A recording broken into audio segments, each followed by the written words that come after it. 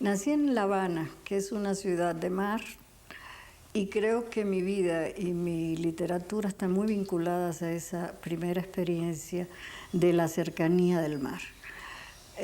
Fui una hija única,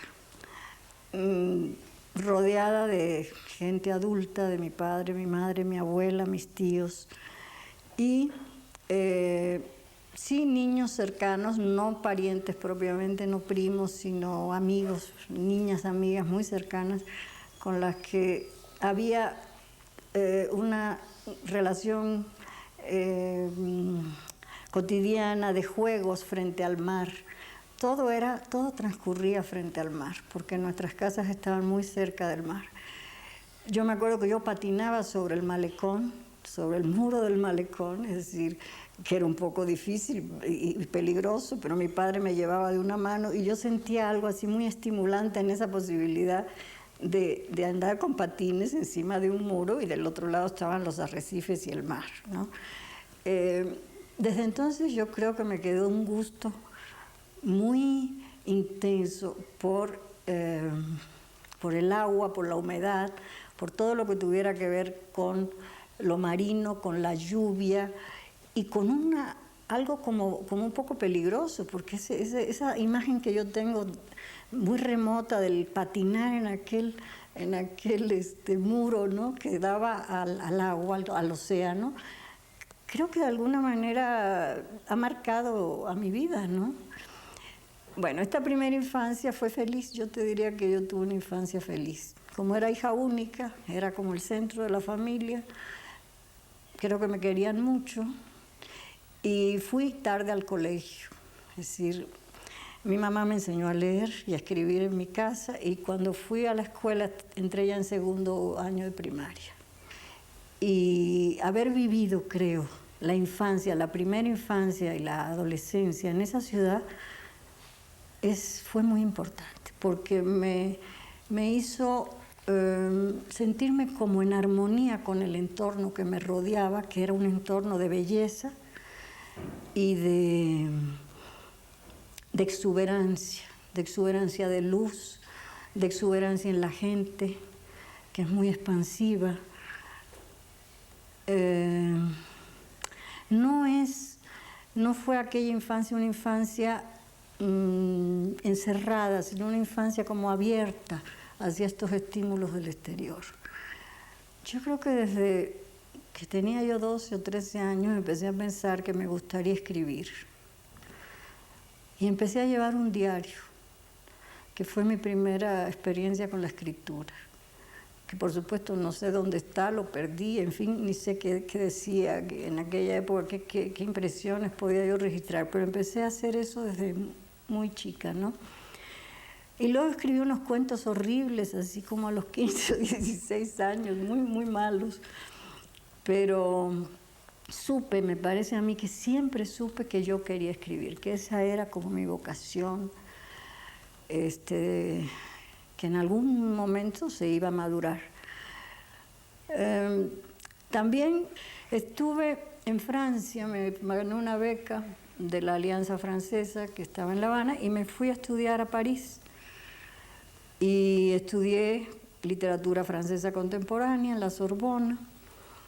Y allí conocí a alguien que fue mi marido, con el que me casé.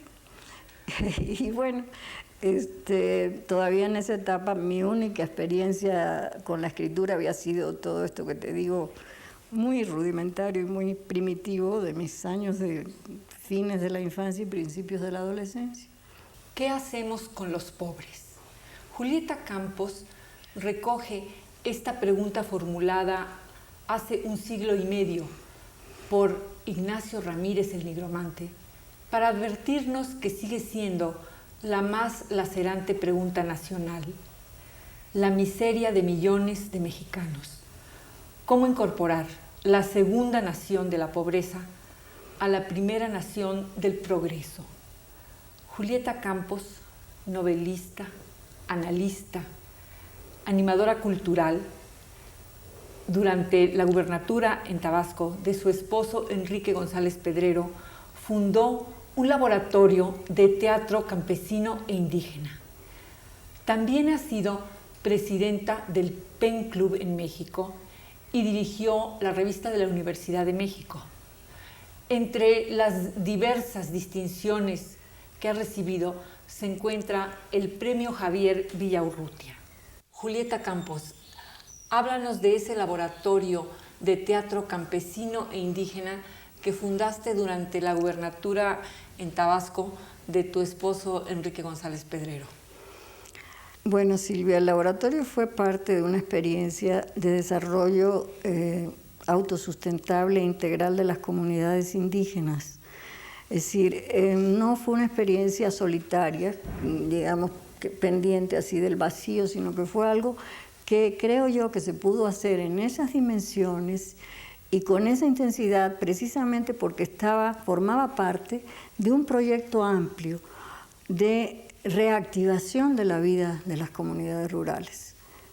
Y ese proyecto amplio incluía proyectos productivos, incluía autoconstrucción de vivienda, incluía programas de salud preventiva y de promoción de la salud por las propias comunidades, incluía varios programas muy interesantes de educación, incluyendo un programa de aplicación de la pedagogía Montessori a la educación indígena. En fin, el laboratorio se inscribe en todo este contexto. Y también en un contexto todavía un poquito más amplio que ese, que fue el de fortalecimiento del papel de los municipios como promotores del desarrollo social y de un programa de centros integradores que sería muy prolijo platicarte en este momento en qué consistió, pero bueno, va a estar descrito en un libro mío que va a salir muy pronto, que se llama La organización de lo pequeño, una estrategia viable. ¿Tu experiencia personal cuál fue? La experiencia fue una experiencia que me comprometió a mí toda, igual que comprometía, yo creo, todos los aspectos de la vida de la gente. Es decir, no se pretendió hacer acciones fragmentarias, dispersas, retaseadas, sino algo que realmente estuviera dirigido a la vida completa de las comunidades. Desde la casa misma donde la gente vive, o sea, al mejoramiento de la vivienda, a la autoconstrucción de nueva vivienda, a los proyectos productivos, pero más vinculados a la antigua economía campesina, a la economía tradicional campesina, a la autosuficiencia, lograr que la gente pudiera ser autosuficiente y tener resuelto el problema esencial, que es la sobrevivencia cotidiana y la alimentación, y todo esto vinculado a la educación, a una experiencia sobre educación indígena insólita, nueva, que hicimos, que fue aplicar la metodología Montessori con materiales didácticos absolutamente creados allí en talleres que hicimos en la zona indígena con puros materiales de la región. Y esto fue algo muy interesante y que me parece a mí que fue fundamental en el cambio de actitud de los niños, en inyectarles un interés mucho mayor por el estudio, porque era un interés vivo, en el que la cultura materna y la cultura tradicional estaba imbricada todo el tiempo. Entonces no se les estaba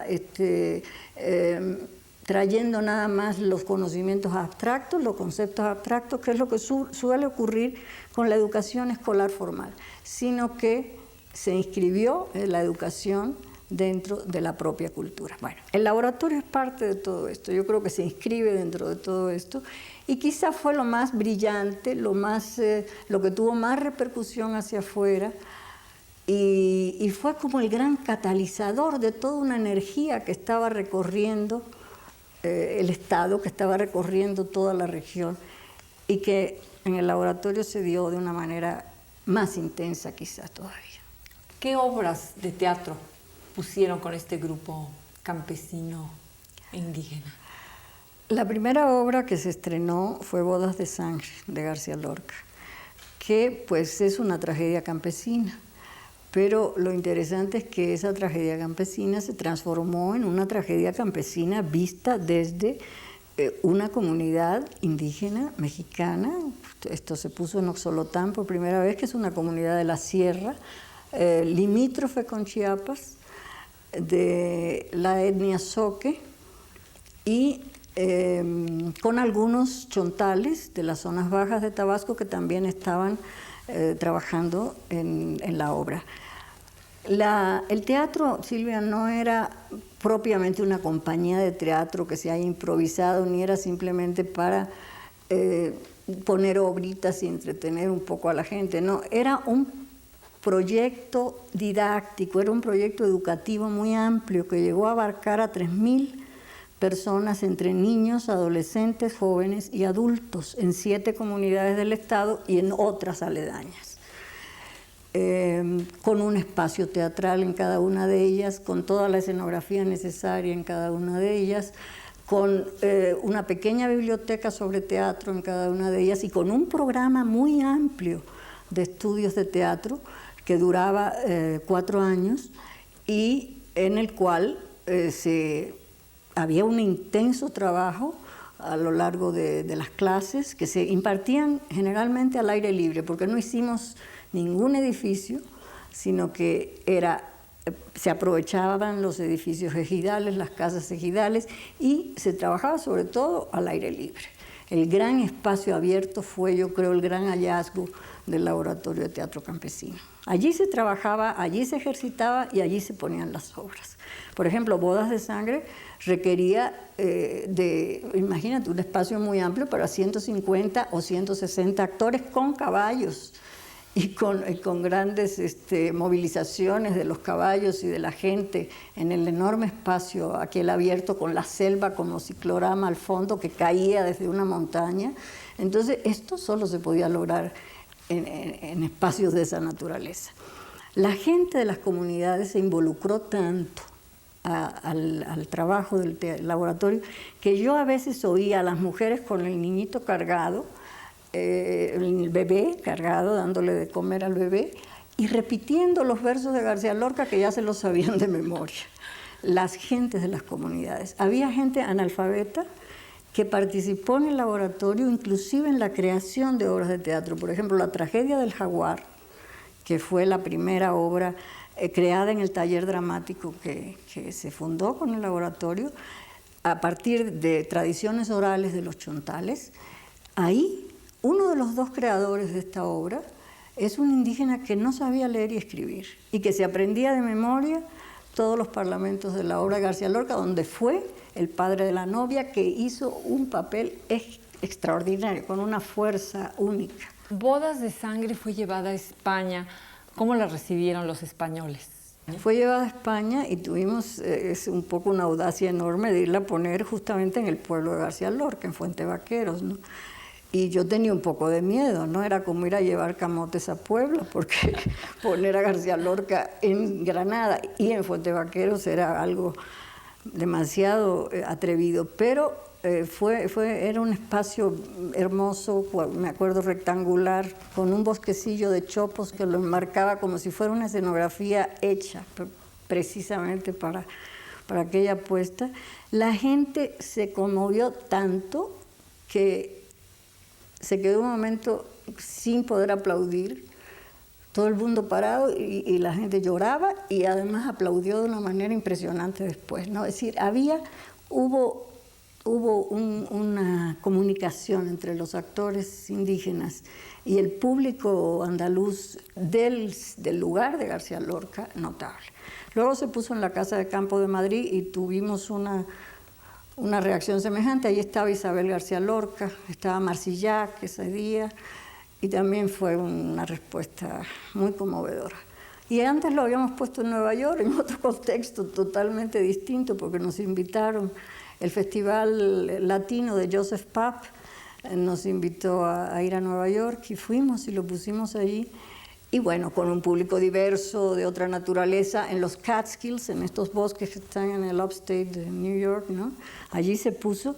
Y también era muy notable ver en aquel centro del primer mundo, ¿no?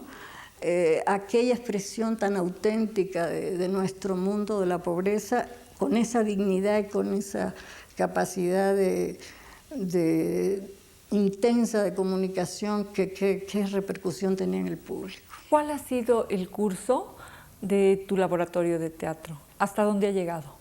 Bueno, después de que nosotros terminamos nuestra gestión en Tabasco, se fue deteriorando el apoyo, es decir, no el entusiasmo de los jóvenes, que ya se había formado una generación de trabajadores de teatro, de profesores de teatro completa. Logramos sacar una primera generación de 70 muchachos que pueden enseñar teatro en cualquier parte, es decir, y que están trabajando. Después de ahí, el gobierno de Sinaloa tuvo un pequeño apoyo, el teatro campesino. Ya no todos los que estaban en Tabasco se fueron 2 o 3 o 4 maestros a enseñar a Sinaloa a un grupo de yaquis y mayos en Sinaloa. Luego en Yucatán hubo otro pequeño experimento en Choquén, apoyado por el Instituto Indigenista, y actualmente en los Pedregales de Santo Domingo, aquí en la Ciudad de México, hay una nueva experiencia de teatro popular originado en el teatro de Tabasco también, porque hay profesores que vienen de Tabasco, de aquellos jóvenes que se formaron allí, otros que se formaron en Sinaloa, otros que se formaron en Yucatán, y algunos de los primeros profesores que llegaron a Tabasco de una más remota experiencia que había hecho María Alicia Martínez Medrano en los 70s en Mérida. O sea que, como verás, no está muerto el laboratorio. ¿Se extendió el laboratorio? Yo diría que se ha extendido y que yo espero que va a seguir creciendo. Ahora vamos a tus novelas, Julieta. Tiene los cabellos rojizos y se llama Sabina, El miedo de perder a Eurídice. ¿De dónde vienen todos esos símbolos acuáticos que usas tanto? No sé, yo creo que los escritores no sabemos muy bien qué son los símbolos que aparecen en nuestras novelas o en nuestros textos. Ahí están por algo, pero no es deliberado, es decir, se van como colando dentro de nuestros espacios imaginarios por alguna razón que es difícil de determinar racionalmente. Yo creo evidentemente que para mí el agua, la lluvia, la humedad, el mar tienen como una resonancia muy fuerte de la infancia, ¿no? Yo creo que para mí el ruido del mar es el ruido recurrente del mar, que está mucho en mis novelas, en mis textos, en mis relatos. Pues no sé qué significa, no te lo podría decir, pero creo que es una de las vivencias así más hondas de mi experiencia, de mi recuerdo. Está siempre presente ese ruido del mar. No sé, yo puedo pensar que ese ruido del mar tiene que ver con la imagen materna. Yo iba mucho a nadar a como las albercas de agua marina que había en La Habana entre los arrecifes con mi madre. Debo haber escuchado todo el tiempo ese ruido marino, ¿no? Cuando uno caminaba en las calles cercanas al mar estaba siempre ese ruido, porque es un mar que se mueve mucho. Del este hacia el oeste, es un mar de un color muy intenso y un mar como muy espeso, es un mar como de alta mar, ¿no? Y ese mar, bueno, me ha marcado para siempre. Yo creo que el mar tiene que ver con el origen de la vida, tiene que ver quizá con la muerte también, quizá es un símbolo de lo misterioso, de lo nocturno, no sé. Y además del símbolo acuático, también tienes el símbolo del laberinto. El laberinto es otro símbolo que está mucho en mis libros. Me parece que esta es la idea de encontrar un centro, algo donde se puede uno entrar en contacto con el centro de lo real, quizá con una experiencia del centro de eso real absoluto que decía Novalis que era la poesía. Quizá toda literatura es una travesía por un laberinto en busca de un centro. Probablemente. ¿Puedes decir cuál de tus novelas te ha dado mayor satisfacción al escribirla? En este momento te diría yo que la que pienso escribir, porque me siento un poco lejana de mi literatura anterior. Después de todas estas experiencias que yo he tenido de otra naturaleza, mucho más metidas en la acción real sobre las cosas reales, en las posibilidades de cambio de las condiciones de vida de la gente. Yo me he transformado enormemente. Yo creo que la literatura, si es que la puedo escribir, que no sé si voy a poder escribir novela otra vez, pero tengo un proyecto de novela pendiente hace muchos años. Cuando me fui a Tabasco ahí estaba y lo guardé en un cajón y nunca lo volví a sacar. Es una novela distinta totalmente a todo lo que yo había hecho. Es decir, creo que mi literatura anterior era muy especular, tenía que ver con algo muy ensimismado, con... el interior. Sí, con ciertas obsesiones que remitían mucho a mi propia subjetividad. Y creo que si logro escribir este nuevo proyecto de novela, nuevo porque ahorita lo voy a escribir, pero te digo, tiene 10 o 15 años que está ahí esperando, que es como una especie de saga, de historia de una familia a través de muchos siglos. Es una idea que viene de la necesidad quizá de reconstruir pues esa otra parte de mi identidad. Yo creo que yo tengo una identidad muy dividida. Creo que tengo una identidad mexicana muy, ya en este momento, mucho más profunda y mucho más intensa, mucho más aceptada por mí. Esa identidad mexicana a la que se deben libros como ¿Qué hacemos con los pobres? Y este otro que acabo de escribir. Entonces, yo tuve esa idea de escribir esta novela sobre la historia de una familia. La familia de mi madre, bueno, es una familia que llegó muy temprano a la isla de Cuba. Llegó en 1560 y pico. De España. De España, de Castilla, propiamente de Madrid. Sí, y entonces yo además me encontré en España, cuando estuve en España, una cantidad de documentos interesantísimos sobre esta familia en archivos. Mi idea es rehacerme una familia, porque de hecho esa familia se dispersó totalmente y se desperdigó, mis padres murieron, yo no tengo hermanos, en fin, yo creo que de algún modo es como volver a rearmar ese rompecabezas, inventar esa familia, porque propiamente no va a ser la historia de una familia real, sino una historia inventada sobre una familia real. Pero empezaría en el siglo XVI y va a ir corriendo a lo largo de los siglos hasta este momento. Es muy ambicioso, es muy largo, creo que me va a durar para el resto de mi vida ese proyecto, si lo logro cumplir, ¿no? Sin ser una feminista activa, yo creo que eres una pionera del feminismo. Bueno, nunca me he visto así. Yo no he hecho nunca ninguna actividad feminista. Creo absolutamente que las mujeres deben estar en equidad de condiciones con los hombres en todos los ámbitos, pero nunca he hecho una actividad feminista activa. Creo que las mujeres tenemos una manera de estar en el mundo quizás más en contacto con la realidad. Siempre como que tenemos más arraigos, más raíces en la tierra, los pies más puestos en la tierra.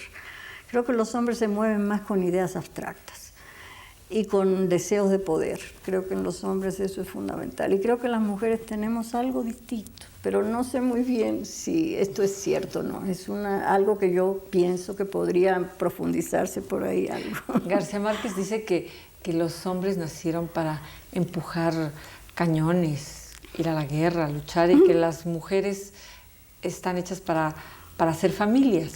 Bueno, el hecho es que la historia, que ha estado en buena medida pues, dominada por los hombres a lo largo de los siglos, pues ha sido una historia muy beligerante, ¿verdad? Eso es una verdad, ¿no? Entonces, ojalá que los valores femeninos, los mejores, porque también hay una parte, creo yo, de las aspiraciones actuales de las mujeres, que es más bien parecerse mucho a los hombres. ¿Puede la mujer realmente parecerse a los hombres? Yo creo que cada uno de los géneros o de los sexos tenemos experiencias distintas de la vida. El hecho de que una mujer tenga hijos, por ejemplo, ¿no? Es algo, ese dar la vida directamente, de una manera real, física, material, visceral, nos sitúa de otra manera en el mundo. Nunca vamos a ser idénticas a los hombres, qué bueno, porque y creo que si lograremos algo en una civilización más humana para el próximo siglo y para el próximo milenio, será en la medida en que se pueda conciliar los opuestos realmente, en proyectos de vida que tengan lo mejor de la sensibilidad masculina y lo mejor de la sensibilidad femenina. Julieta, muchísimas gracias. Muchas gracias, Silvia. Con Julieta Campos, Silvia Lemus.